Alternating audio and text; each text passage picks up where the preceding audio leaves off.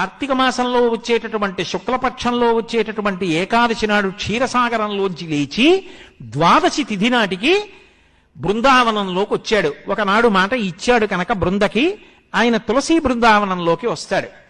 అందుకే ఆ రోజున ఆరాధన, విష్ణు సహస్రనామ స్తోత్ర పారాయణం, దీపాలు పెట్టడం అన్నీ కూడా క్షీరాబ్ది ద్వాదశి అని ఆ తులసి చెట్టు దగ్గర చేస్తారు.